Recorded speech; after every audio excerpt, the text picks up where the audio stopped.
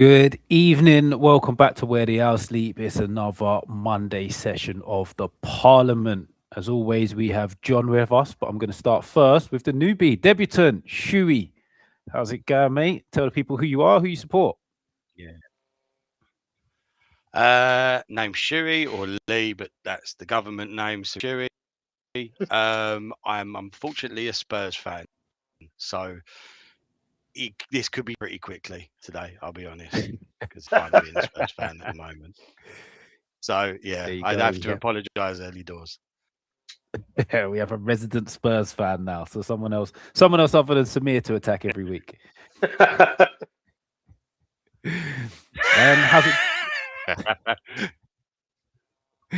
How's it going for you, John? You had a good little run with Southampton. Has the festive period sort of dampened the mood? Yeah, absolutely. We're about half hour away from kickoff at Birmingham. I've chucked a fiver down the Carsey on a builder bet. Good to go, really. Bring on the misery. End the year as we began and went through it. So, yeah, well, at least you've had a decent little patch in the middle somewhere. So hopefully you get back from that this evening. That's why we're running a bit early this evening, so we can get John away to concentrate on the game once we're off of here. So we're going to jump straight into it. Looking forward to this weekend. Midweek, game week 19, halfway through the season, Premier League fixtures, and a little look at what we think teams might want to do in the transfer window. So usual stuff, like, share, subscribe if you're watching, do all that good stuff. But let's get into it. The first game that was on the list when I had a look, Newcastle, Burnley. I actually want to hear your two thoughts on this first, because I'm probably a little bit more worried than people should think I should be on this one. But I want to hear what you two think about this one. I think on paper your mouth sort of waters a bit like the Sahara when you see it, but it's not the most riveting game of football. I may have just cursed it into being a 7-goal thriller now that I've said that, but I don't know. Like, what is it that you're sort of wary of? Because I think, to me, this is. I don't think it will be the most entertaining game of football to watch, but I certainly think, from your perspective, it's one that's. I think is like you're creating enough that I think this is a winnable game of football. If that makes sense. Before I answer that. Stocky, who's not well, who couldn't be with us this evening, shoots me from my telly. Is the channel struggling that bad? Yeah, that's rough. It's only going to get worse, but yeah. Yeah, it is only going to get worse, especially when we're all here. You will get a lot more of that. So we'll get round to that when it comes. What am I worried about? I'm worried about one win away from home all season. Only Wolves have got one less win away from home than us this season, and they're on 2 points. We seem to get ourselves in very good winning positions and manage to throw it away inexplicably most of the time. And when we're behind, we don't look like scoring. We're very predictable at the minute. It's spam the box with crosses, don't really be too creative, and teams have wisened up to it. We just don't look like a team that's going to score many goals right now, and it's a little bit worrying. This feels like a must-win if we want our season to be anything decent in the league. As it becomes sort of like so. Oh, sorry, go on, Shay. No, you're right. I don't think Newcastle's going to have a problem. I know you might be worried, and I think statistically, but I think Newcastle will be all right. You've got big players. You put balls in the box. It's constant pressure. As soon as you get a goal, the floodgates are open for you. I genuinely think you're going to be about 3-0 up this game. See, at this point, Burnley have got much to offer. Oh, fair enough. But at this point, that would worry. Like, going ahead worries me now. We just don't seem to be able to hold a lead. We don't seem to be able to manage a lead. It's weird. It's weird what's going on with the team in a minute, and it's very frustrating to watch at times. But I'm still hopeful. I said on a different show I forget what the days are. I was on a show the other day. I think it must have been after the Man U game. And I reckon we win the next 5. I said it confidently at the time. The closer this game's got, the less confident I am of that. But that's next 5 in the league, just to clarify, not next 5 games total, next 5 in the Premier League. Okay. What you were saying about like balls into the box and being predictable, is that a sign of what you've got is quite limited in terms of options, or is it just a lack of ideas? It seems to be a lack of ideas now, and I'm not sure where it's come from. Whether it's teams that are sitting in a bit deeper, we don't know how to break them down. We haven't really got a proper creative player in the team. Like we've got Bruno who plays creative passes, but do you know when you think of creative players, you think of like even if you go as far back as like players like Van der Vaart and someone who could just unlock a defense with just a moment of magic. It doesn't have to be the goal. It doesn't really have to be the assist. It just opens a team up. We haven't really got anyone who does that consistently. And I think that's it. And I think it's our default. Get it wide. Our striker's 6'92" or whatever the hell he is, and put the ball into the box and hope he gets on the end of it. The problem is he's not really that kind of number 9. We'd be better off doing that with Wissa in the box because he's got good movement. He's a bit quicker, and he seems to know where the ball's going to drop when it comes into the box. But I'd be interested to see if he's going to get a start at some point, because like the games are piling up, and he seems to be like he's coming off the bench for sort of bigger spells in games now. I just wonder if like if it's sort of, is this the type of game that's primed for him to get a start? It should be. I want him to go with both. I want to see both Visser, Voltemada. That is what I said after Man United. I want to see them both in the same team. Don't care how you do it. My preference would be similar system, 4-3-3-ish. Narrow the wide too. Narrow, so we do Barnes on the left, Visser on the right, put them very narrow, get them close to Voltemada. So when the ball goes into his feet, there's balls around the corner, little drop-offs, open teams up that way. That's how I would play it. The only other way I'd go is a 4-2-3-1, but I already know how we'll not do 4-2-3-1. So the hope is we stick with what we've got, but get them in as sort of wide forwards rather than wingers, which is what we're seeing at the minute. Our wingers are so wide. Like Gordon is just touchline constantly, and he's the most predictable player in the league at the minute. So yeah, it's a weird one. He's only ever played like that, though. He's only ever played with chalk on his boots. He's always stayed really wide. It just but what he used to do, him coming inside is the problem. Yeah, but what he used to do was he'd get it and he'd run his man like consistently, and then once his man was quite scared of him running him line, he'd drop off a bit and he'd then have a little bit of space to play. He's not even doing that anymore. He's getting in 1-on-1 and just doing nothing with it, and it's just his decision making is terrible as well at the minute. He's like one time he might chop inside, but he's already doubled up on if he chops inside. And then one time he'll go line, but the guy's blocked off the line when he could have come inside. And it's just like, I don't get what he's trying to do. It seems like he's starting to believe his own hype a bit, or he really wanted that move to Liverpool.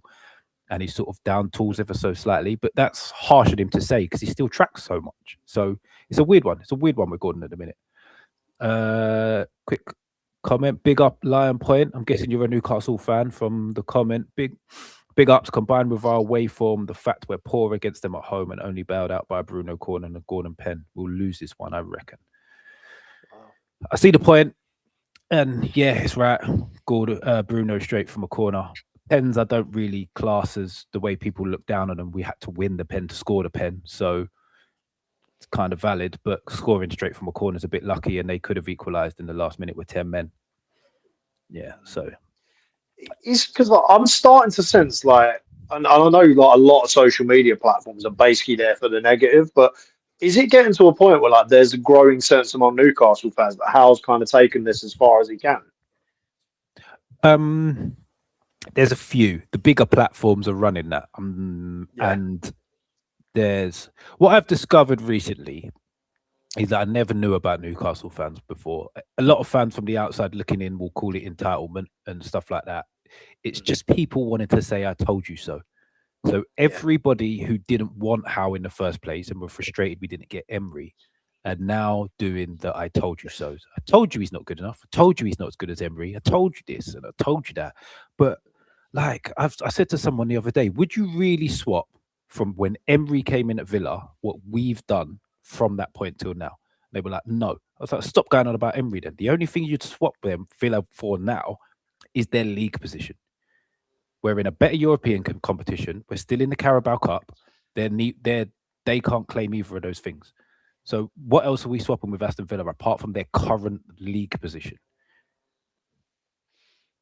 It's recency bias, isn't it? You know, like, yeah. And I'm actually one at the time. I would have preferred Emery because I think he's a fantastic coach. He's tactically astute. He can make little tweaks during the game. But Eddie Howe's here now, and he's done a fantastic job. I think he's done exceptionally well. This is the first proper long-term blip we've seen from an Eddie Howe team. Give him a chance to fix it, because if every time it goes slightly wrong, you sack a manager, you end up like Chelsea. Whereas, yeah, they win loads of trophies, but there's no identity to Chelsea. It's just rinse and repeat. Oh, he's now not working. Get a new guy in. Spend a load of money. You could say that for so many clubs, couldn't you? Like, yeah. I was going to say that's not what we're about. You could say about Spurs. You're not anywhere. 100%. I was going to say it, but I don't feel I know you well enough, Shuey. You know what I mean? It's like, I should have dove straight in with both feet there. Nah, like, fire away. 100%. It's true, though. Isn't it? No, it is, like, and it is exactly that. It is exactly that. But yeah, I agree. I think you got to keep hold of him. I think he's such a. And again, all right, you can compare him to Emery and everything now. All right, if you get rid of him, who do you have? Exactly. Who do you change him for now? You're not getting Emery if you get rid of him. Right, so. I'm not happy with it. No. So what do you do? You've got to stick with him, and he ain't done you any harm all the time he's been there. Like you said, he deserves another bash at it before you pull the trigger. There's no way you can pull the trigger before that. I'm sorry. And I will say though, season... don't mind me saying, you're saying about that. Go on. No, you go. Are you just saying about that player about unlocking things? Who? I don't think many teams have one now. I know we don't. You know, there's only many teams that has that player that can just turn. Yeah, but your one would have been Maddison and he's injured. Or they were probably hoping Xavi Simons could do something like that. To an extent, Kulusevski. Kulusevski again does something a little bit different. My player, before the season started, during the summer, when we was looking to upgrade that right wing, I said, there's a guy called Maglus Akliouche. He plays for Monaco, and he would have been perfect for that role. He plays wide right. He can play as one of the eights. If you've got two more defensive players with him, he would have been brilliant for it. He cuts in, he finds little pockets of space, he finds lovely little passes in and around the box. He would have been exceptional for it. But we went for Elanga. So I'll back the fact we went for Elanga, but at the minute that's not working. So it's just kind of one of them things that it's a tough one. Eddie Howe's got a tough job now, because obviously we lost Isaac, and as much as we played it down at the time, I played it down massively at the time, that it wasn't that big of a deal. Clearly it is, because it's a massive change of style. If Vissel was fit from the start of the season, maybe not. We could have played a very similar way, because he can stretch defenses, he runs off the shoulder, he can also come deep and link play, whereas Voltemada is very much a come deep and link play striker. You'll never see him running off the shoulder effectively because he's not quick enough. So we've had to try and adapt our style of play without the players needed to do that, because we lost our fullbacks, both our fullbacks at the same time. We've now lost Livramento again, and they're very key to the way we want to play with Voltemada. And Eddie Howe needs to find a way to make it work without a few key players, or we're going to end up in the league finishing in a place where we might not even get Europe, which is like might not be catastrophic for Howe if he goes on good runs in the cup, but it could be catastrophic for Newcastle in terms of PSR moving forward. Well, kind of makes those Man City games coming up in the next month really important, right? Because that might actually be your avenue into Europe, to be honest. Massive. We've got a massive month in January. So we've got 5 Premier League games, which is something like, well, I'll include the Burnley one. I think we've got Burnley, Leeds, Wolves, Villa, and there's one more in there that are all very winnable, because Villa's at St James's Park. Newcastle Villa's a very weird game. We go to their place, they smash us, they come to ours, we smash them. 3-point derby. Yeah, it's one of them very strange games. I don't get why it happens most seasons. But them 5, all 5 of them Premier League games are winnable. But we've also got, I think it's PSV in the Champions League, Man City twice in the Carabao Cup semi-final, and Bournemouth in the FA Cup. So we've got some massive games coming up in January. We could get to the end of the month and it's basically season done. Yeah. Or we get to the end of the month, we've had a good transfer window, we've had a good few wins, and we're looking forward into February thinking, actually, let's attack the back end of this season, which is where we need to be. Lion point again. Howard's reached his peak. He's won us a cup and saved us from relegation, but hasn't evolved tactically even, and hasn't added any significant depth. Him and the board share the blame. I kind of get that, Lion point, but I think this is where Howe gets a little bit of a leeway when you mention the board, because the setup of the board has never been right. Eddie Howe shouldn't be making the decisions he's been making on players. He should have been. He's a coach. He's a head coach. He's not the manager, so he shouldn't have been making them decisions. He should have been should have a say, but at the end of the day, most of that should be taken out of his hands, and we've now got that in place. So it's either the powers that be decide we stick with him and give him a chance with the setup how it is, or they decide that he has taken us as far as he's been. But I think it's very unfair to judge him when he's trying to be a Swiss Army knife, when all he should really be is our head coach. Fair enough.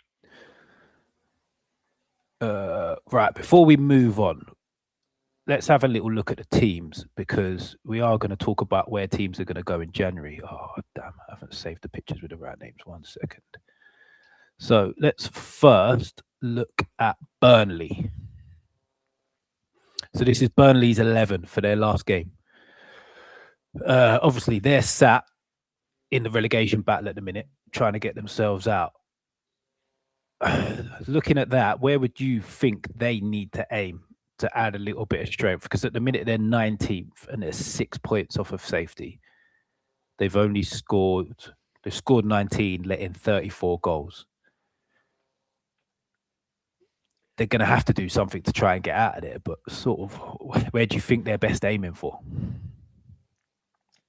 I mean, they were watertight last year, obviously, and like leaking 34 by this stage is concerning. Yeah. That being said, you look across that front line, I don't really see where the goals are coming from to win them enough games. So, yep. Yeah, bit gun shy. I think they're one of the teams down there that you've got a very tough spot of. Yeah. And I think the problem they've got is they need to bolster both. Yeah. Like, I think sort of like you see teams like Leeds that have gambled on a Calvert-Lewin and it's paid off. Bless him, like Broja, like whether it's his injury record that's followed him, he's never necessarily been prolific wherever he's been. I very much enjoyed him when like that year he was at Saints, but you wouldn't have accused him of being the most prolific striker in the league. It's tough. I don't see if they're going to score enough goals to get them out of like any higher than where they are. Yeah, I'm sort of sat in that boat as well, to be fair. I think they're one of the teams that need to do a little bit too much to get out. Because if they concentrate all their efforts, I'm sure they could stodge out enough games to sort of like concede a minimal amount of goals. I'm not saying they keep clean sheets for fun like they did last year, but like I trust them more at that end of the pitch than I would going forward. So I'd say that's kind of where the bigger issue is. And I think at this level, if you've not got someone that's going to unlock you a point or two just through like a bit like what Calvert-Lewin's doing at Leeds and so on, you are going to struggle. So yeah, fair point. Very fair point. Anything to add, Shoots? Nah, kind of the same. I'm a bit of the, you know what it's like for me, Mitch. I'm a bit more of a centre half union. Shore it up. You don't lose games. You don't concede. You don't lose. But if you don't score, then you're just always on that knife's edge. So if you got to pick one out of the two, you've got to go that front line. But yeah, I think it's too much, too late. Like we're halfway through now to try and shore up both is, it's a step too far for him, unfortunately. I quite like Burnley. I quite like they play. I like Marcus Edwards. He come from Spurs, didn't he? He's a tidy player, but he isn't the answer for this, unfortunately. Yeah, he's not a massive difference maker, is he? Nah. Stocky, he's on board again. A lot of Burnley supporters, a few of which I've met, don't really like Parker's tactics. Not sure I agree, but enough of them say it. I'm guessing Hargreaves is probably one of those that doesn't quite like Parker's tactics. Maybe he's probably not agricultural enough for Hargreaves, to be fair. Okay, as we're on these two teams, don't even think I've got a picture of my own team here. Yeah, I generally think I've completely cocked that up.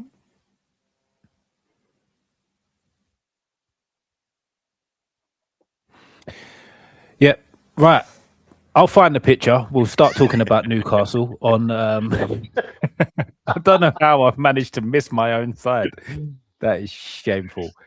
But yeah, from what you've seen of Newcastle recently and over the season, where would you say that you potentially feel we need to strengthen?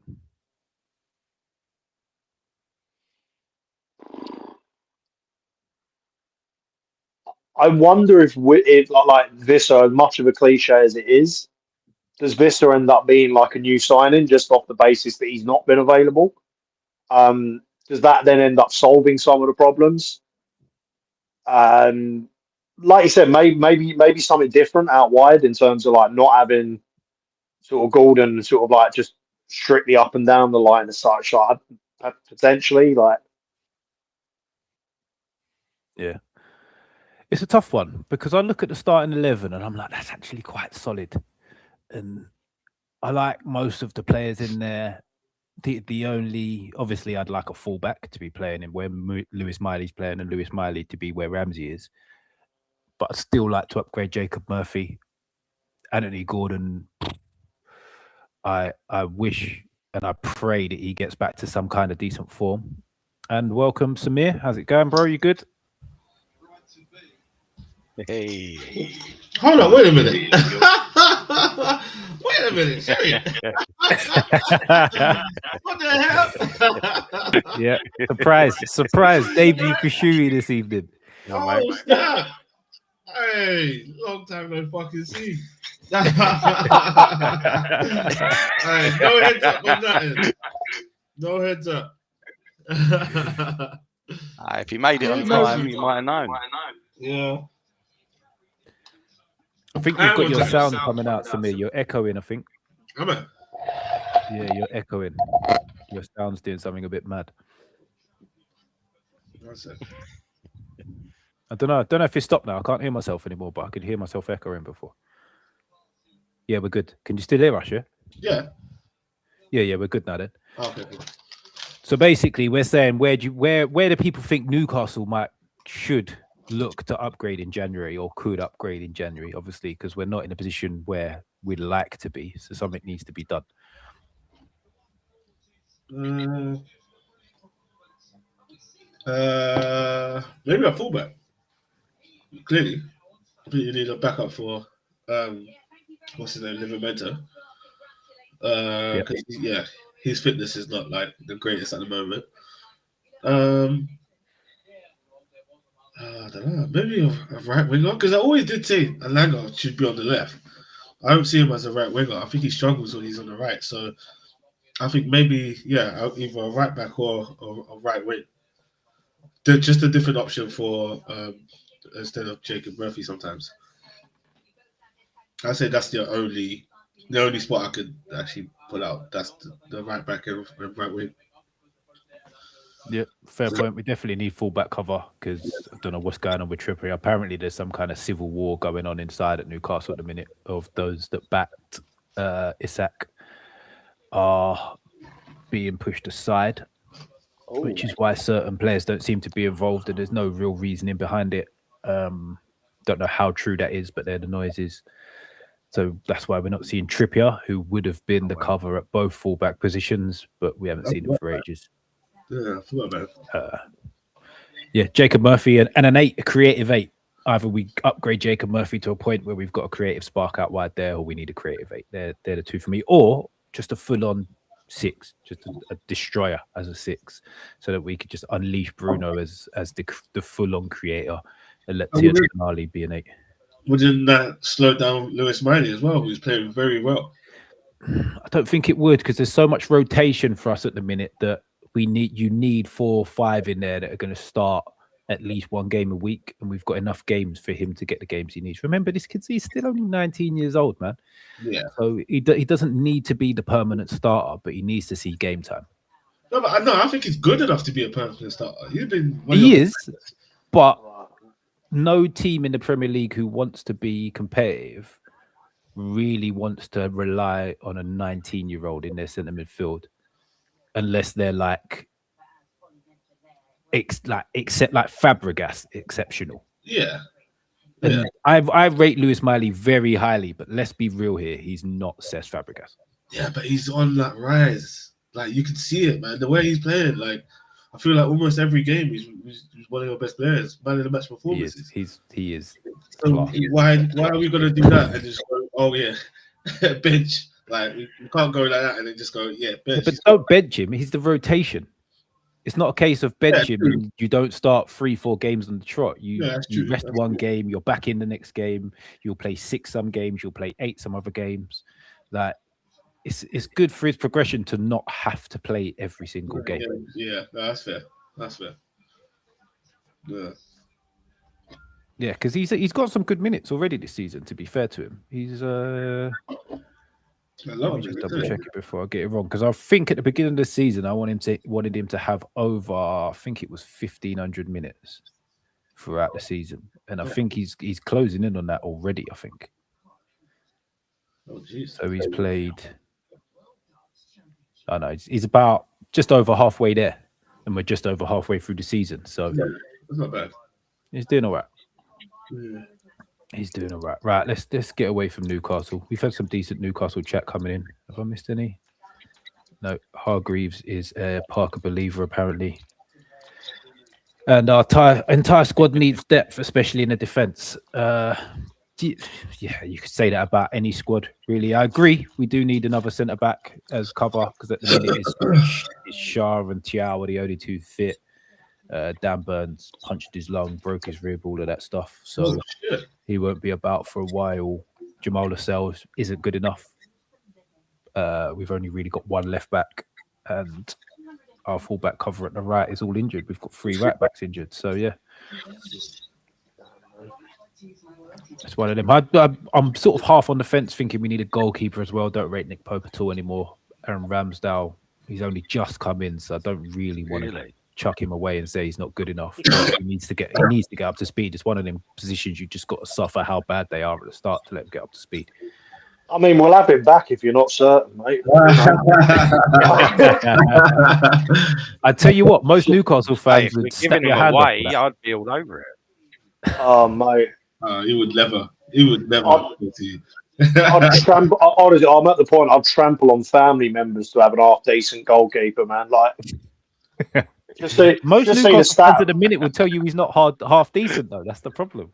He's better than Farmer Gav Bazunu and Alex McCarthy, mate. It's like he's the biggest axis of evil that I have ever seen in football. Having those two as your 2 options, like Ramsdale is the least of the problems when you've got that. So I've just seen an amazing stat whilst they're doing the build up where they were saying something about this season. I think we're like second. We're second lowest for like goals, basically like we're 23rd in terms of goals conceded. Yeah, but how's Ramsdale going to change that? He ain't going to change that. Look, we need a facelift all across the back line. Like that's been the biggest problem all along. But you know, it's mad. But yeah. And anyway, sorry before I hijack this. There'll be plenty of other. Over the next hour or so, there'll be a lot of hijacking for Southampton purposes, I would guess. So, I'll pick my moments. Yeah, fair enough. Right, let's move on to the next game. We're going to go here. Stocky's not here. He's with us in the chat, so he can chirp in where he chirps in. West Ham, Brighton. West Ham are in a bit of a mess. I didn't realize how bad it was until I looked the other day. They're sitting in the relegation zone, 6 points off safety. They've scored 19 and let in 36 goals. Like, I did not realize it was that bad. But here they are. They go to Brighton, who are not really where most people would have expected them. They're 13th, 24 points. 6 wins, 6 draws, 6 losses. So as inconsistent as you could possibly be in the league by the looks of things. Should be an interesting game at the London Soccer Bowl Stadium or whatever stock he calls it these days. Yeah, Brighton were unlucky for us not to equalise. To be fair, to make it 2-2. If it weren't for Ramsdale's amazing save. Not Ramsdale, fuck's sake, Raya. Right. You wished it. When Yeah, did we get Brighton? What are you going on Yeah, about? we just talk about Ramsdale. That is in my head. Yeah, Raya is amazing save, but yeah, they gave us a little bit of a shaky not last 15, but like there was a bit of like 15 minutes of the game when they were peppering us for a bit. Yeah, if they take that to West Ham, then I think Brighton could win that comfortably as well. To be fair, but the West Ham are just so unpredictable, man. You just go, oh, you know what, this could be a comfortable win for Brighton. Here you go, 3-0 West Ham. Like they're so unpredictable. Like some of the games that you call, you're like, oh yeah, you know what, they're gonna get back this game. They either get a draw or a win. But yeah, I'm gonna. No. Oh, sorry. I'm just going to say, I'm going to chuck in a very cheeky plug. There's a friend of mine who's a sports photographer. If you want to follow him on Instagram, look for KDP_sports. He does a lot of different games. Like he gets assigned, but he kind of started in non-league and has like gotten in some sort of like WSL championship games now. He's actually doing this game tomorrow night. And when he told me that, I was like, honestly, if they go a goal down early doors, don't even bother with the pitch. Just turn around and go for the stands. You'll get some absolutely incredible imagery from it. I imagine like you know, like before we came on, like Shuey was talking about how at the moment Spurs, it's like pretty toxic over there. I can only imagine what like a bad result here is going to do, particularly when the next one coming up is Wolves away. Yeah. It does not bode well, man. Like when they've lost, the manner in which they've lost on Saturday as well is not going to help matters. It's great. I genuinely thought Nuno would have them a lot more comfortable than they are, and it did. Like it's starting to look like they're like the next 3 games are pivotal in how much work they're going to have to do in order to survive. Yeah, I wouldn't give this to Nuno because this weren't his team. Oh, absolutely not. No, I'm not saying it's on him in that respect. It's just like I didn't realise the extent of the job he was going to have on his hands trying to salvage it. Yeah. Like, it's a tough job, man. It's a tough ask. I think they need to get to January. The owners need to do something because, boy, at this point, it's just getting. They need to get to January, get him some players, 2 or 3 at least, and then see how it goes from there. But yeah, at the moment, I wouldn't look at the manager. I'm looking at I think. No. Sorry, it's a lot to ask for 3 players, mate. Like 3 players, for a team that's struggling. No, it is. But even if it's loans, like take that, like. But a lot of this really comes down on the head of the recruitment anyway, and it's like you sort of think it's all well and good saying, it'll take 2 or 3 players, but would you even trust like that ball to get it right at this point? Nah. Because I think they've recruited themselves into this mess more than anything. I'm not gonna lie. Even looking at this squad right now on paper, this is horrible. This is a horrible team. This is bad. You know what? I'm a little bit in a different boat for that. Nah, this is horrible. That's bad. This is horrible. I look at some of the other squads in the league or first 11s in the league, and it's better than quite a few of them. I think Wolves is better than this. No, it's not. better. Trust me, when we get round to Wolves' 11, you will not agree. I think Wolves is better than this, but this is not a chance. This is definitely a relegation squad. I'm not gonna lie. This is definitely a relegation. At the time, when they signed Max Kilman, he was Wolves' best centre-back. When they signed John Claire Todibo, he was chased by about 3 or 4 other clubs. Lucas Paqueta is linked with Man City constantly. Yeah. Jared Bowen could probably go to most teams in the league. Like Matias Fernandes, we spoke very about heavily him. sought after. Yeah, we spoke about him before we signed for West Ham. I said I would have took him at Newcastle as a potential rotation for Joe Linton. Like these are not bad players. Like I think Probably would have took him on a free as a backup for both fullbacks. Don't think he's fantastic, but he's serviceable. Like, and then you chuck a few youngsters in there. Yeah, that's not keeping you up, man. This is screaming relegation battle. But I think when you look at someone like Paqueta, it's the attitude over attributes thing, man. It's like you look at someone like, I don't know. Watching Paqueta, there's something very much in his body language that screams he's not bothered. I don't think he's going to drag him out of this single-handedly, if that makes sense. Like, it's sometimes better but sometimes it's better to cut someone like that loose before it just rots everything. But I'm not saying he's the only one. There's probably others, and Stocks would be in a better position to say. But like, yeah, I think he's almost given up on football. We could cut him out of this, but the rest of them, I don't know. It doesn't scream like they're going to get out of trouble for me. Oh, they've got. There's no leaders in there. There is no leaders. Yeah, Stock said that from the beginning, and he did say that in the chat as well. To be fair,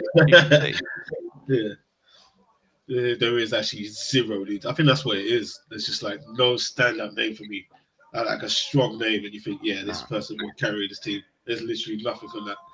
Yeah, I think that's what my first thought was. Yeah, go on, Shoes. You were saying something there, mate. What was that? Sorry, bud.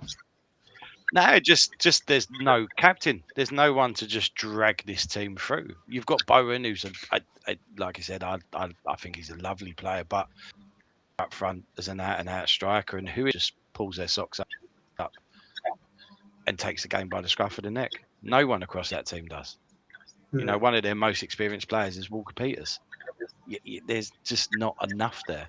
I don't think, like you said, as players, they're all decent. I think if they're fantasy team, they're all like sevens.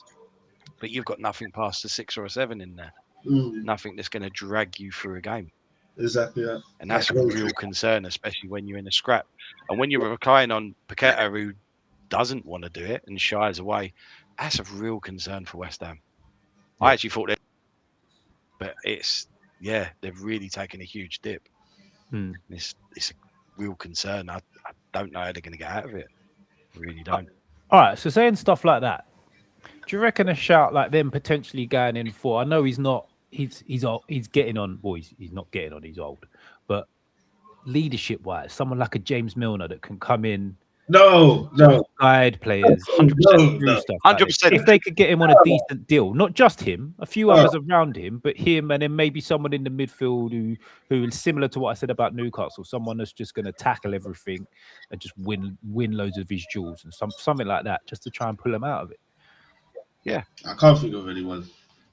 Someone like that, same caliber of player, the Hendersons, the Milners, the Xhakas. Players like that, someone who can just take the game and just constantly work for 90 minutes. They haven't got to be the best footballer. Just someone who work harder than everybody. 100%. Yeah. 100%. Oh, Milner's a winner, mate. Yeah, but he's 40, no? He's like 40 plus. Like, yeah, 40's not that old, mate. Don't worry. No, I'm not like that. In Premier League. I was going to say, that's rough, mate. There's no need for that. we're talking in Premier League. Like, he's close to retirement. Like getting in. So what we're basically doing is bringing him in just to be a coach, in a sense, because he ain't playing. Yeah, but that's what leadership is sometimes. You don't have to be on the pitch to drag someone through as a leader. That's what we're saying they need. That's exactly what they need. They don't have to be on the pitch, though. They just need to be in and around the team and games, after games, warm up, setting the right example, setting the tempo, making sure everybody's in they're in the right mindset before they go on the pitch. Stuff like that is the stuff that people don't notice what some leaders do. Like you see some clubs that have someone who gets a new contract but never plays any games. You're like, why are you giving him a new contract? Because he helps with all of those things. He's the link between the management and the younger parts of the squad, because they're still a squad player, to get that sort of mentality through to the rest of the squad. This is what these players do. They're not just there just picking up money for no reason. They're playing a key part, because the manager and the assistant manager and all the coaching team, as much as they're all part of the same group as the players, they're two separate entities. They're not seen as the same thing. The players are the players and the coaching staff's the coaching staff.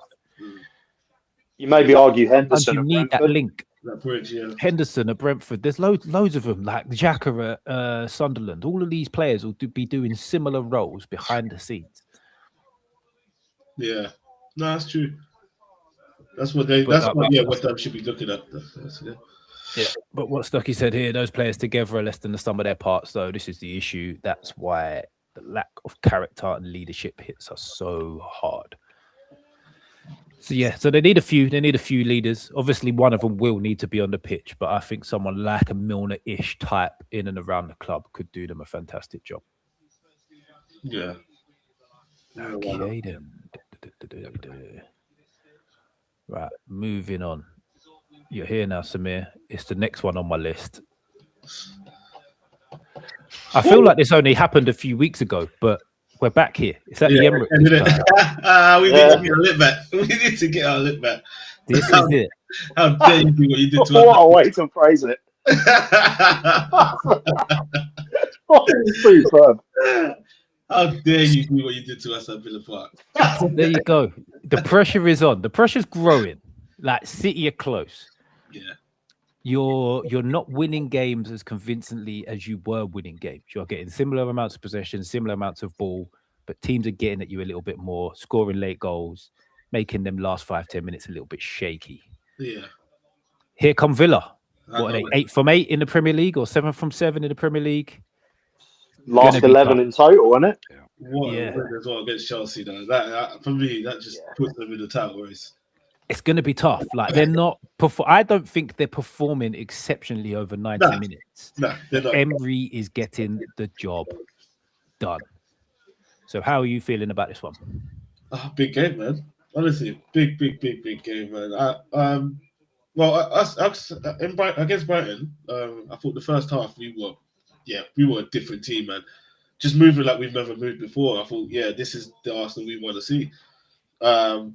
I think, towards the last 15 minutes, we brought it back again because obviously Brighton had us for a bit, and then we thought, let's go at them again. If we bring that Arsenal against this Villa, we should win.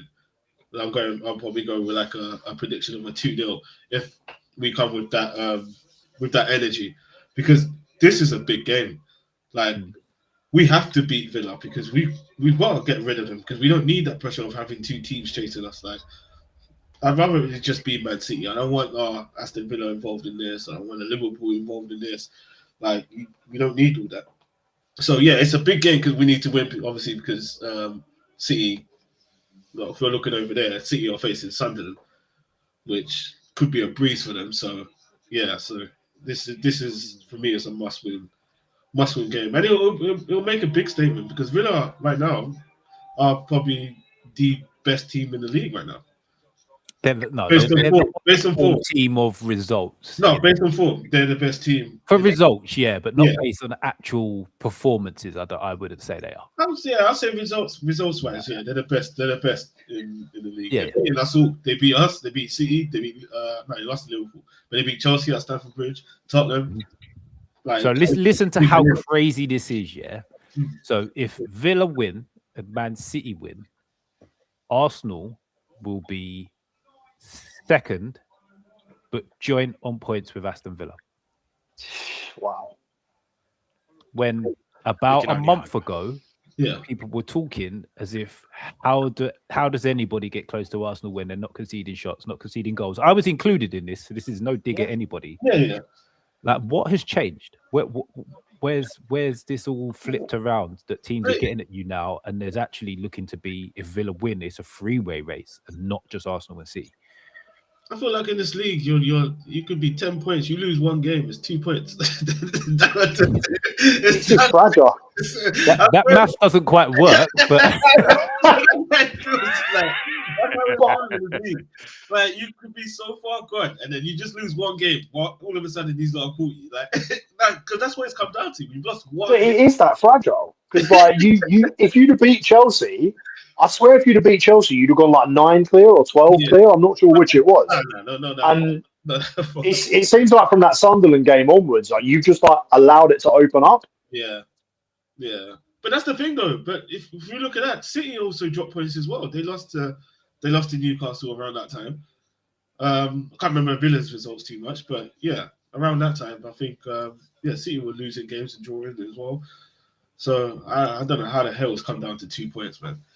But I think crucially though, what's got you through this period is that new youngster that you've developed, Owen Goal. He's banged you some points, boy. Like, I was like, wait, we got that one. I don't know where you pulled him out of, man, but like four in the last like 3 games or something. Yeah, man. Oh my It's god! not our fault though, man. Like, what the hell are these defenders doing? Like, what? He's your top scorer. Like, Yeah, you are. That's good. spend all that money on Gyökeres, you have one sitting in the reserves. No, it's real. I actually have no idea what the hell is going on, man. Why these lot love to score own goals against us? It's just I'll put my money on seeing an own goal again tomorrow at the Emirates on my corner. It's coming. OG's there for us. So are you starting to worry ever so slightly? Because Man City, as much as you say they've been dropping points, they've lost 1 game in the league since the middle of September. That was against you, innit? Yeah. Villa, wasn't it? No, They lost to Villa in October. Villa as well. Did they? Oh Yeah. yeah, I missed that one. So Yeah. they've lost 2 since the middle of September. Yeah. So since they drew against you, Yeah. it's all wins apart from them 2 games. That's where the gap's gone. Did they lose to Brighton as well? Was that before?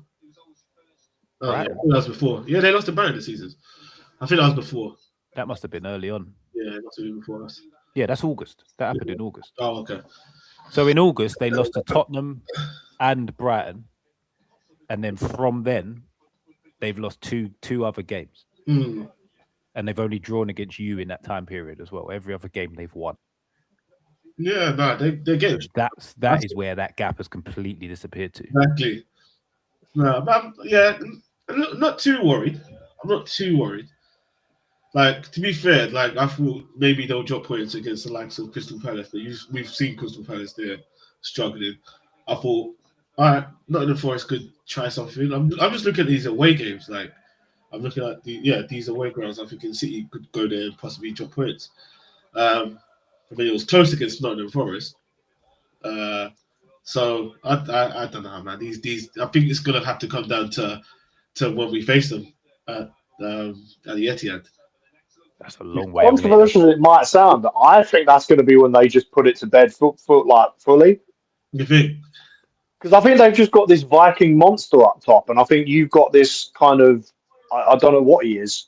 Like it's still like 4 months down the line. I remember us talking about it on the first weekend of the season when you played United, and no one wanted to write him off early doors, but like it was difficult to see what he was going to be. Yeah. And I feel like a lot of eggs have gone into a basket that's kind of got holes in it. Yeah. I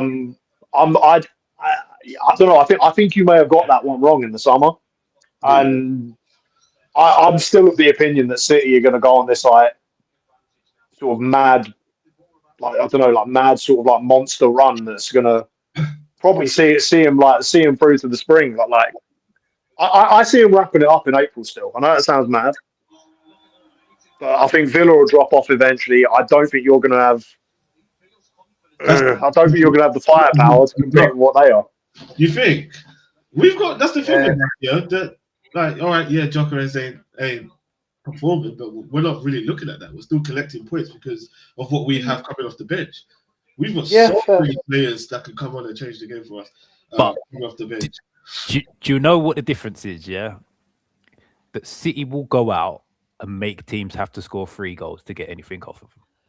Yeah, which is not. Yeah. You are not capable of doing that week in, week out the way you set up. Yeah. Your thing is, we score 2 goals, we win the game. Yeah, that's it. Or if we score 1 goal, we normally win the game. Yeah, that is what you've been banking on. Horrible. Which is why City have caught up, because City do not draw football matches. Yeah. They win or they lose, and most of the time they win. Whereas you've got a lot of draws in you because you just don't score enough goals. And the thing is, I always think like Alex Ferguson always used to talk about like one of the big words he'd always use when he was talking about title races was peak. And it's like I look at like Arsenal, and I think at that point where like you like smashed up Bayern and things like that, I'm worried that might have been where your season peaked, and I still don't think City have yet. And I think there's more. I just think they've got more to come. And if they click into the sort of gear they're threatening to, with Foden firing again, like Cherky looks ridiculous. Haaland, if he can maintain anything near what he's been like, I just think they're going to wipe teams away at some point. And do you know the other thing is, yeah, and I said this when we were doing transfer shows. City are building a side where they only need one player who's massively consistent, and that's Haaland. Outside of that, the team they've built behind him, they only need one of them to be on form every other week. Like if Foden's on form, Haaland probably gets 2 goals. If Cherky's on form, he probably gets 2 goals. If Doku's on form, he probably gets 2 goals. They don't all need to be on form. I don't think Arsenal have got that fear going forward against teams. Like teams will fear no matter who Man City put on the team sheet, they won't know who to double up on because there's just too many of them. Even when Tijani Reinders joins in, there's just too many of them for them to try and plug the way that Man City play. But they're not. What they've set up is a monster going forward. It's scary. I said it at the time, and people sort of the nod. It's a scary monster that they've built there going forward.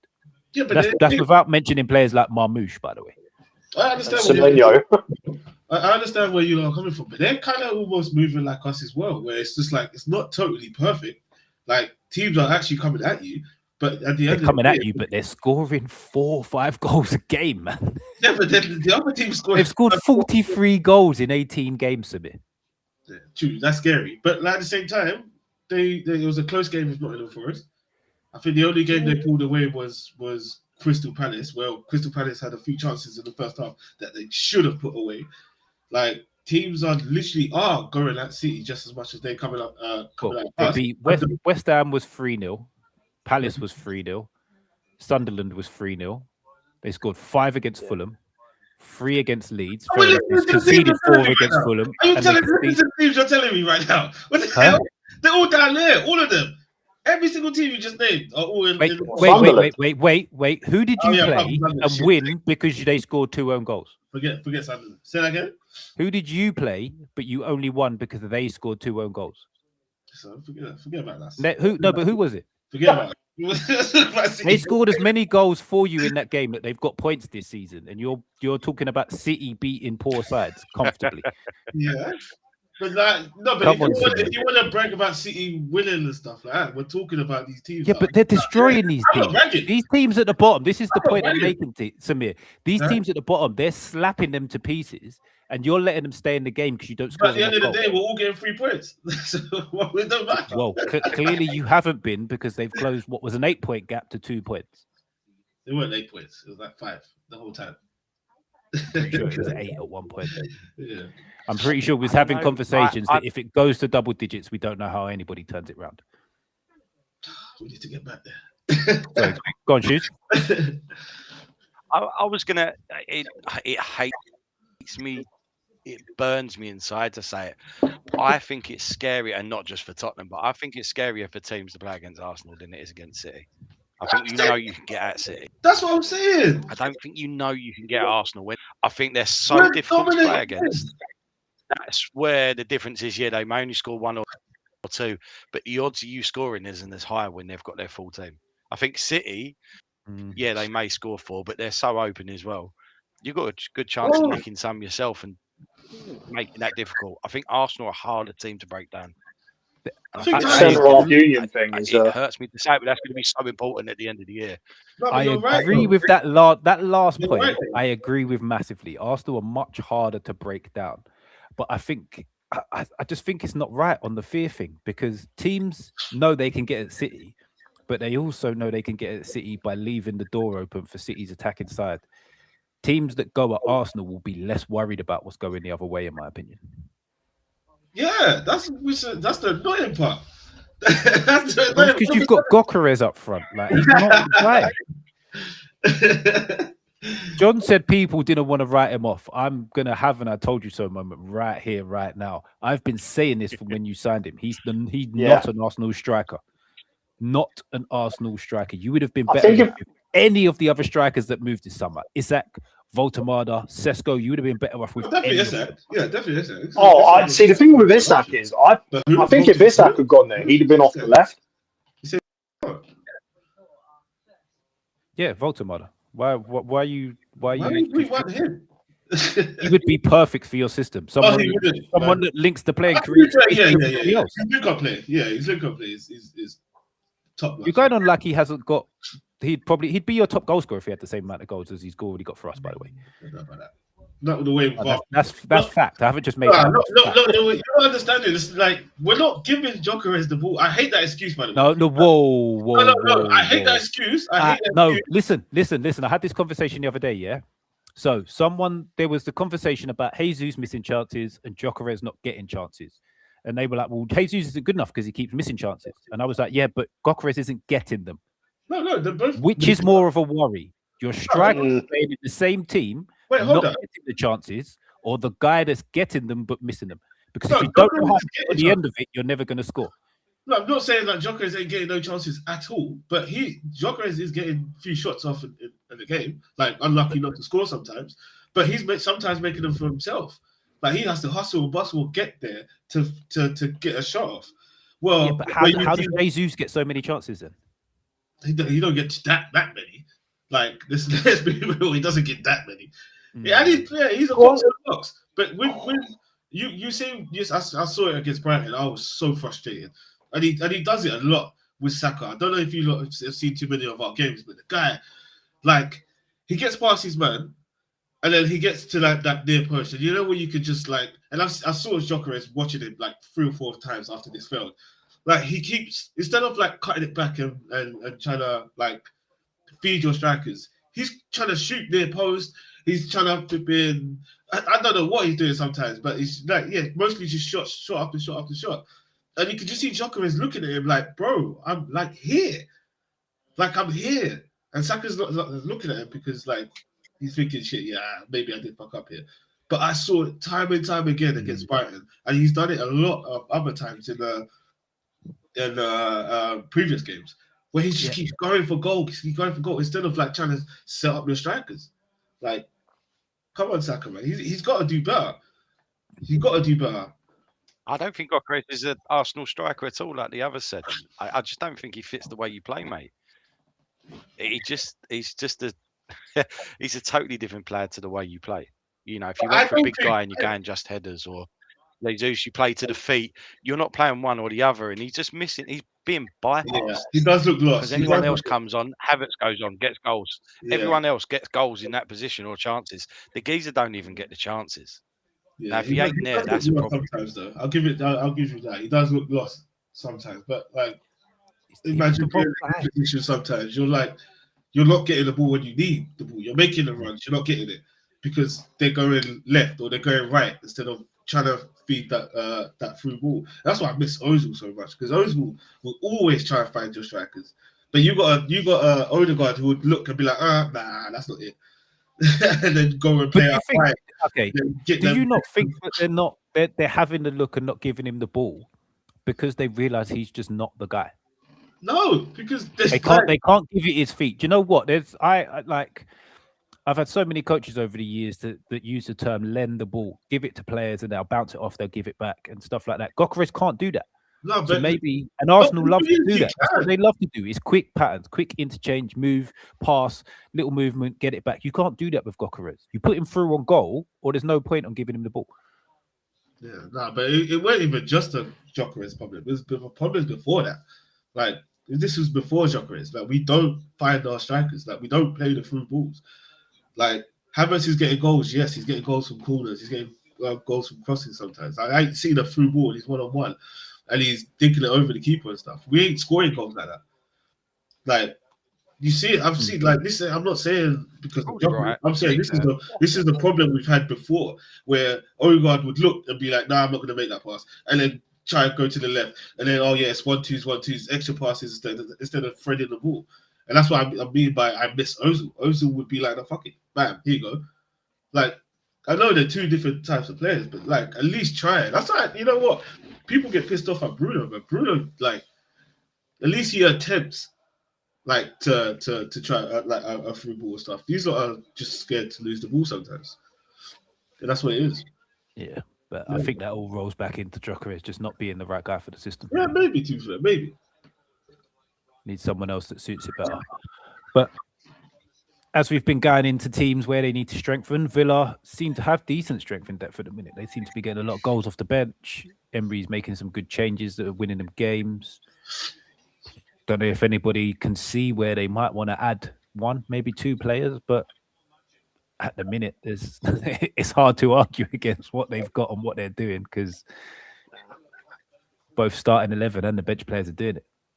Wait a minute, is this the team that they played against Chelsea? This is the team that started the last game, yeah. Oh, Watkins didn't even start. No, he came off the bench in like the 68th minute and got 2 goals. Okay. Because I was driving, I could hear it, but I didn't like watching the game like that. Oh shit! I solid, thought Watkins like, started. 14 players. Yeah, they don't need any more. I don't care. I don't think they need any more. They've got a solid 14, 15. They've got more than most. They're probably the strongest 15 outside of City, personally. Only thing that really hurts them is like potential injuries. Yeah, they do have potential. I mean, they do have the injuries though. But look at the team now. This ain't their first 11. Yeah, but this is rotation to me. I don't think it's due to players being unavailable. It's just rotation. Yeah, so that's still like my point. I don't think they need anything. It's not down to injuries. It's down to. So what would you say their starting 11 is then? I'd definitely say Watkins starts. Didier starts, but Max has been playing for a while now, isn't it? I think he's been in more than that. For a while, yeah, because when we faced him, he started in that game as well. So I think Didier is gone. Who starts instead of Buendia? Because he doesn't start.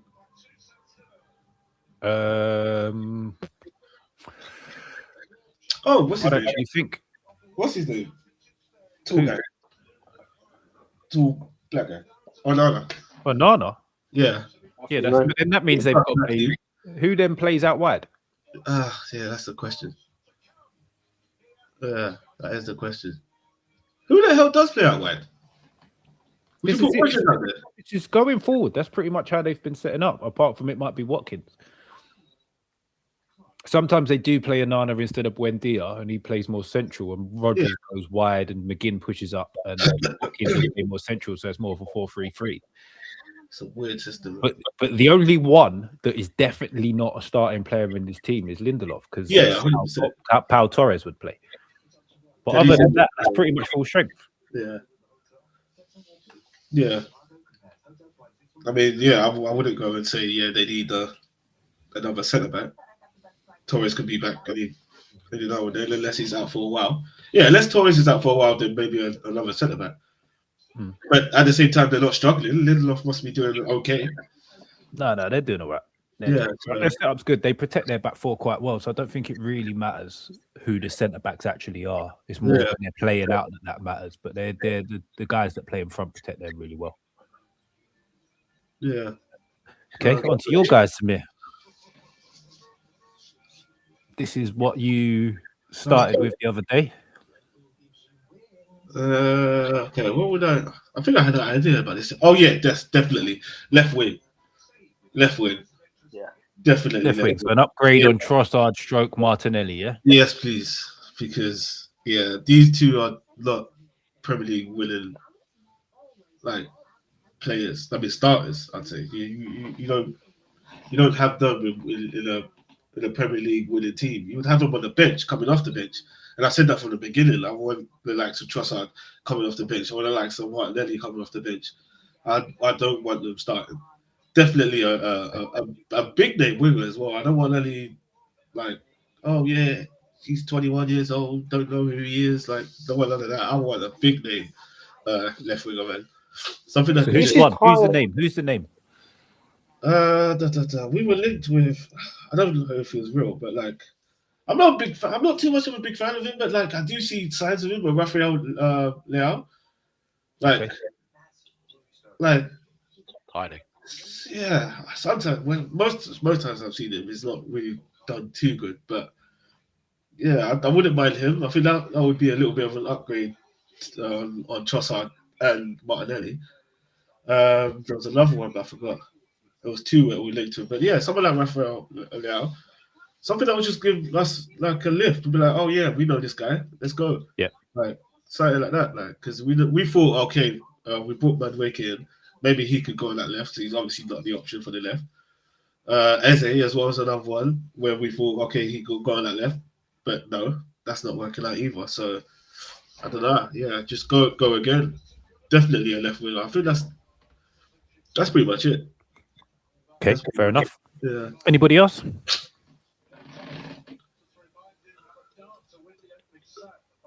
Nah, can't argue with that. I think left wingers struggling in the league, just for left wingers for everybody. But yeah, I think if they had another left winger, just make that side a bit stronger. I almost that's a rough team to take on. Like what we were saying like earlier about like potentially if Isak had gone there, I actually think in the long run Isak would have been that kind of coming off the left sort of player, and they would have used Havertz a bit more in like through the middle. Don't know why, but like I think to be honest, yeah, Samir's spot on. That is the big area where I think if they are eventually going to overtake City and win a league, I think that's the big area to address. Yeah. Fair enough. Fair play. Next couple. I was going to avoid this game. Please. So we'll skirt around it pretty quick. But the fact is, Man United are 6th in the league and they're in and around the top 4. They're 3 points off top 4. Wolves are rock bottom. So without really talking about the game, but actually, I want to say one thing on this game. I think this could be a potential banana skin for Man United. Ooh. Just because I was looking at Wolves' past few games, and I've actually watched a few of them, and they've been in every single game. Like they gave Arsenal a bit of a scare. Was it Tottenham who they played? Yeah, that was me. Let me just pull the games up. So they should have beaten us. Yeah, Liverpool, they were in the game. Obviously, Brentford, they lost 2-0, so weren't really in it. But Arsenal, they were in it. Okay, they did actually get spanked by Man United not long ago. Forest, they only lost 1-0. Villa, they only lost 1-0. It just seems like one of them games where they potentially could get something from me. But I don't want to touch on that too much because I'm probably miles off. The more question on these two is we spoke about, obviously, West Ham and Burnley. Also, we'll speak a little bit on Wolves, who I don't actually have. It's there. Like, Samir said that West Ham's probably the worst team he's going to see in the league. Oh, I take it back. That's nasty. I told you, when we get to Wolves, we'll talk about it. Wow, how much do they need to do to even think about getting anywhere near out? Because that is just like bad. Yeah, it's horrible, man. Let's be real, they need mouth to mouth. They don't need anything else at this point. It's like it is it's not even talking like I think staying up's obviously gone, but it's like there is like I was pointing this out ages ago where I was saying like we talked about it obviously for obvious reasons with me being there, how legendarily bad Southampton were last year. And they've eclipsed it. Like this time last year, we were 4 points further on. As bad as we were 4 points further ahead than they are now. And I look at that run. The obvious one is Saturday, home to West Ham, where you think if they're going to win one, you probably couldn't ask for better than home to West Ham at this point. Yeah. But, God, if they were to lose at Old Trafford and then lose at home to West Ham, you really have to question, are they going to get anything like resembling double figures? Yeah. It's mad. I just don't see how they stop conceding goals. I don't see how they start scoring goals. It's mind blowing, man. Team's horrible. To be fair, they won't spend any money because it's money down the toilet, isn't it? Yeah. I just don't think they'll spend much money. Yeah, there's no point. They'll just hold out and just save everything for the next year. Yeah. Or if you're looking to buy for the championship. Yeah. You're not looking to stay up this year. But that's crazy. beyond a miracle, isn't it? There's rumours of like Rob Edwards might not get the whole season, which I think like just from like an expenditure point of view is mental. What is the point? You might as well keep him. Keep him for the championship. You've just got them paid compensation to a club Yeah. to like dash this guy out 2 months down the line, like not even. So, but there is like rumours that are gathering pace that he might not get longer than the next couple of games, which is mental. Wow. That is stupid. Like, what's he meant to do with this? Like, look at this. It's pretty much. What is he? It's a stupid decision from him as well, though. To be fair. Oh yeah, I He mean, was I've onto no a decent sympathy on thing. him. Yeah.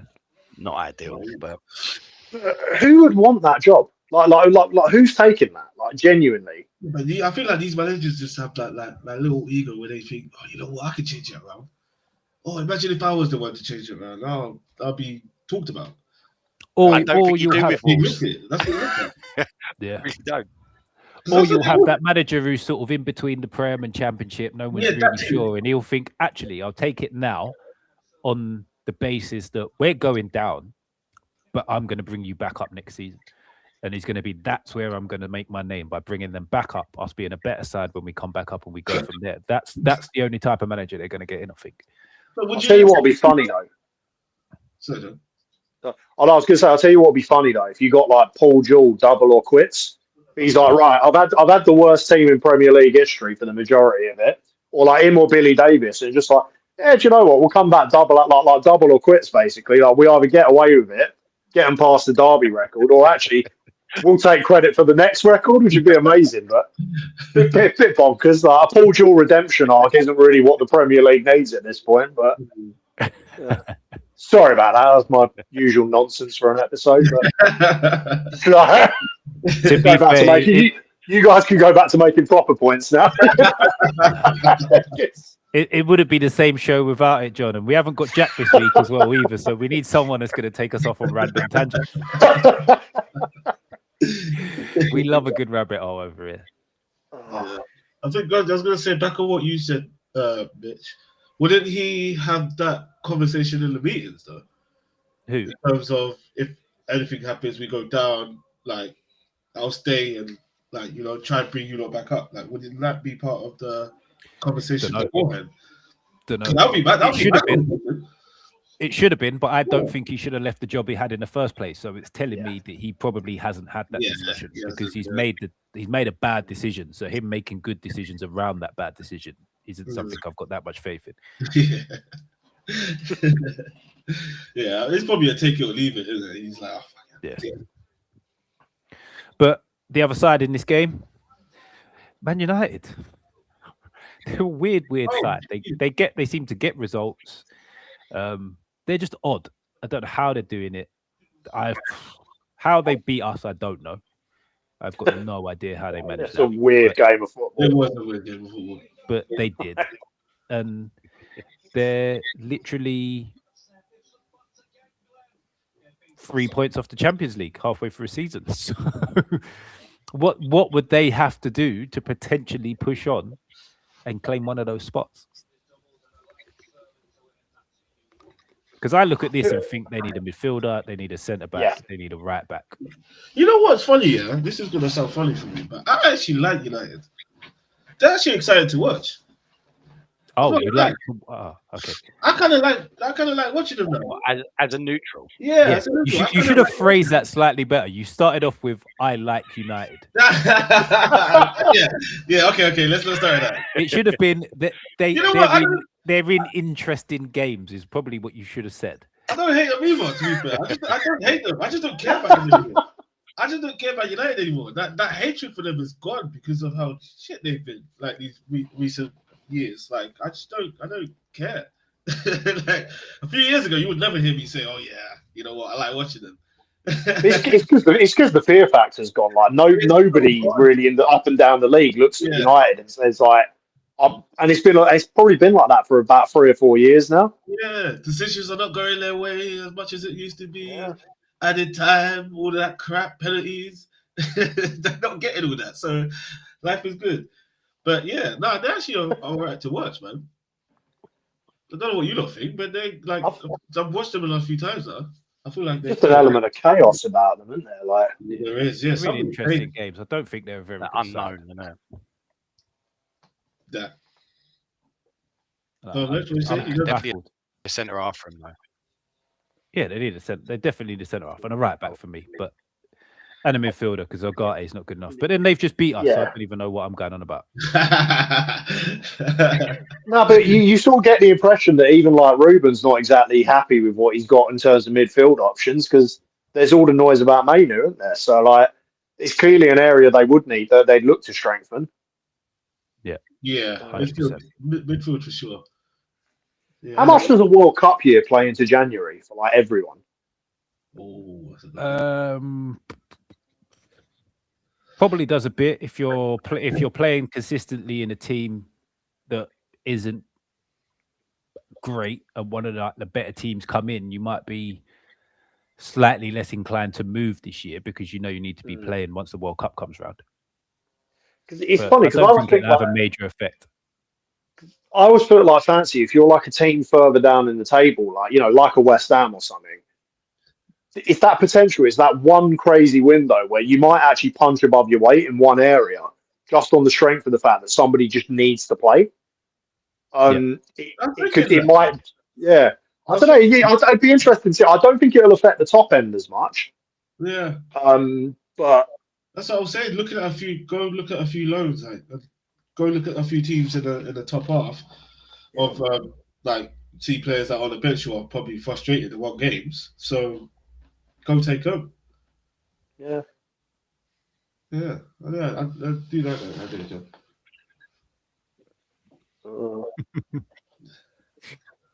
Just thought I'd show Stocky getting slandered in the before we shuffle on to the next game.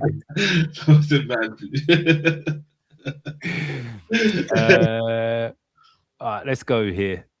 Again, another game that I was going to skirt past, but we'll do it because I feel Liverpool need a few reinforcements, and Leeds are looking like having a decent-ish chance of getting out from away from the bottom of the table. So, I love a good team to watch, by the way. Who, Leeds or Liverpool? Yeah, Leeds. Yeah. What's happened to you? Because you edited it on Leeds, so I continue.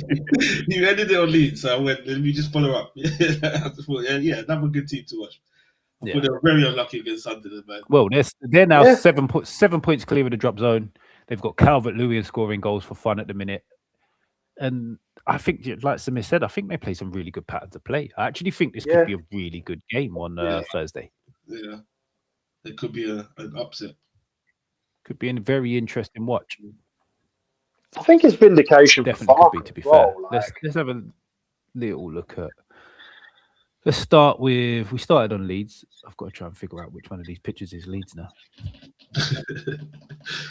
It looks like that one. Let's have that one. I haven't got one wrong yet. There you go. That's Leeds.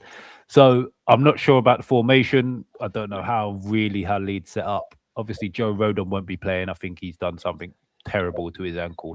He was getting battered. That one ankle. I was going to say that was one ankle was getting killed. Like, it was so unfair, man. It was so funny. Like, it weren't funny. But yeah, that one ankle was just getting absolutely, like, I thought he was going to carry on after the second one. I'm like, you must be crazy. Yeah. You must be crazy, man. Yeah, I thought sorry. Do you know what? Even after that second one, I think Daniel Farker and is it Daniel Farker their manager at the minute? Yeah. Yep. Yeah. And their coaching team and their medical staff have cost them 3 points. If it 100%. If you watch the goal, the player playing him on side, he's Joe Rodon because he can't get up. He's hopping to get out. Get him off the pitch. There was no chance he was going to play on from that. That would have been like Isak coming back on the other week for Liverpool. Like, there was no chance of him playing on. Zero. Do not let him go back on the pitch. You do not concede the goal. You probably go on to win the game. Ridiculous bit of management from whoever made that decision. It's just pathetic. Feels like his pride has probably taken over there, and like no one stepped in to kind of say no, you don't, and hooked him. But Yeah, but it's got to be the medical team. The medical team's actually got to be like, no, he's done here. We could like he's potentially going to be out for months, yeah. And it probably would have been shorter if he didn't go back on and try and run it off. Yeah. And there was at no point that he's a he centre looked half. comfortable. Yeah. Yeah. Literally because he's a defender. If he's anyone further forward, they take him off as a precaution. If that's Dominic Calvert-Lewin, they take him off. They don't think twice. Centre half, it's like, oh, he'll be all right. He'll be all right. Yeah. He's not going to say no. That's so true. And they've just run with it, and then they've got found out. Anyone else further forward, he gets dragged straight away. That's very true. They look at It's a mental decision to make to leave him on, and it literally cost them a goal because you see him do his little hot skip and a jump to try and get up to speed to get up. Yeah, mental decisions. But we've been talking about where people can improve. I don't know an awful lot about this Leeds side, but I'd say they could improve in quite a few positions to help them out. But they are 7 points off the drop zone, so they're obviously doing something right. Yeah. I'd say from what I've seen of them recently, there's been a reasonable reliance on set pieces, on like particularly like long throws and so on. It's like I wouldn't mind for them seeing a little bit more creativity further up the pitch in like wide areas, just to give them a bit more of an option than just trying to sort of launch it into like a focal point.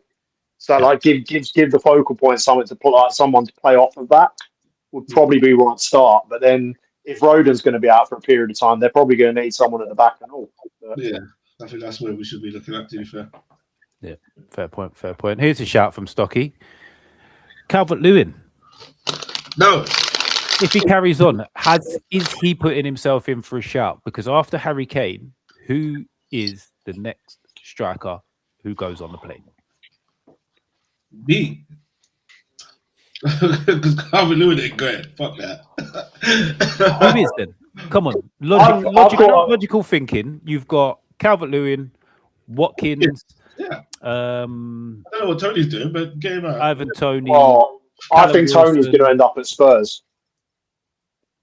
Oh. Wow. I don't know what Shuey thinks of that, but I'd be very surprised if like Tommy Frank didn't go back in for him.